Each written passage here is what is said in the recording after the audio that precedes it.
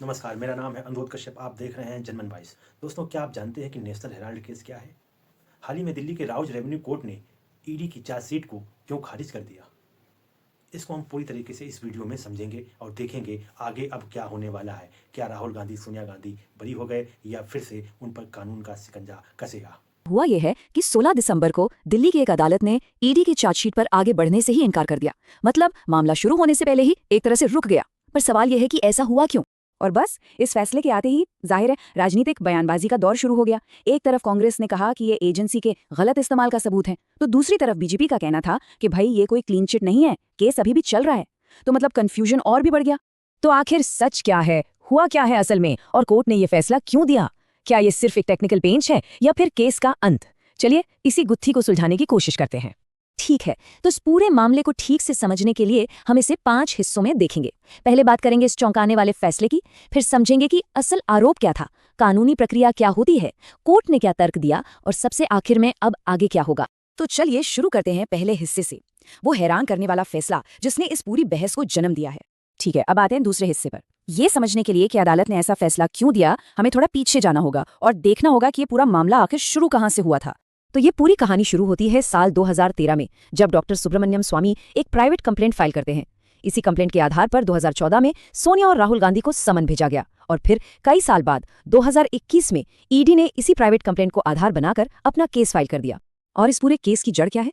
आरोप यह है कि एसोसिएटेड जर्नल्स लिमिटेड, जिसकी संपत्ति लगभग 2000 करोड़ रुपए की बताई जाती है, उसे यंग इंडियन नाम की कंपनी ने सिर्फ 50 लाख रुपए में खरीद लिया। अब आता है इस पूरे मामले का सबसे जरूरी और शायद थोड़ा टेक्निकल हिस्सा।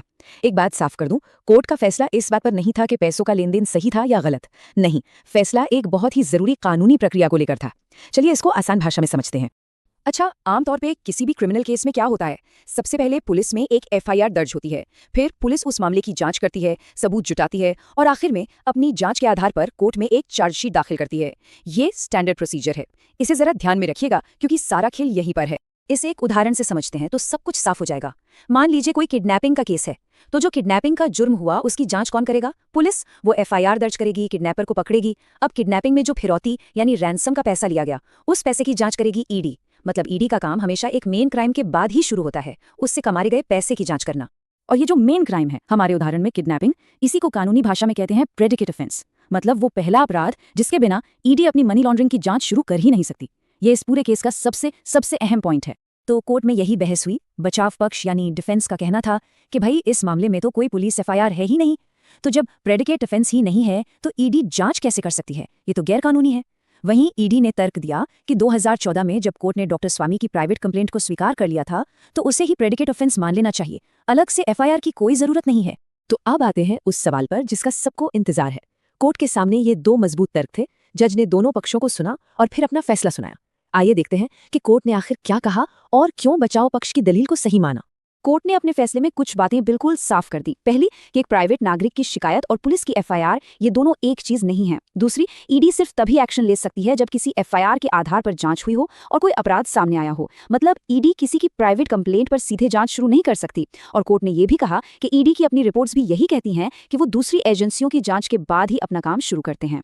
और ये देखिए, ये कोर्ट के फैसले का सबसे चौंकाने वाला हिस्सा था।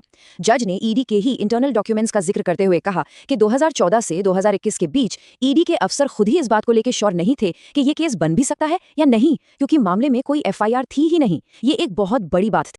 तो ठीक है, ईडी की चार्जशीट एक टेक्निकल ग्राउंड पर खारिज हो गई, पर क्या इसका मतलब यह है कि अब ये केस पूरी तरह से खत्म हो गया है? जी नहीं, बिल्कुल नहीं, बल्कि अब इस कहानी में एक नया ट्विस्ट आ गया है। अब देखिए हुआ क्या है। इस साल अक्टूबर में, यानी कोर्ट का फैसला आने से ठीक पहले, दिल्ली पुलिस ने इस मामले में एक फ्रेश एफआईआर दर्ज कर ली है। ये वही प्रेडिकेट ऑफेंस है जिसकी कमी थी। तो अब ईडी की चार्जशीट तो पुरानी शिकायत पर थी जो खारिज हो गई, लेकिन अब ईडी के पास 2 रास्ते हैं। या तो वो इस फैसले के खिलाफ ऊपरी अदालत में अपील करे, या फिर इस नई एफआईआर को आधार बनाकर एक बिल्कुल नया केस, एक नई चार्जशीट फाइल करें। लेकिन अगर ईडी एक नया केस फाइल करती है तो एक और बड़ा कानूनी सवाल खड़ा हो जाएगा, और वो है डबल जेपडी का सिद्धांत। इसका सीधा सा मतलब है कि एक ही जुर्म के लिए किसी व्यक्ति पर 2 बार केस नहीं चलाया जा सकता। तो अब ये बहस होगी कि क्या पहला केस टेक्निकल ग्राउंड्स पर खारिज होने के बाद दूसरा केस चलाना डबल जेपडी माना जाएगा या नहीं।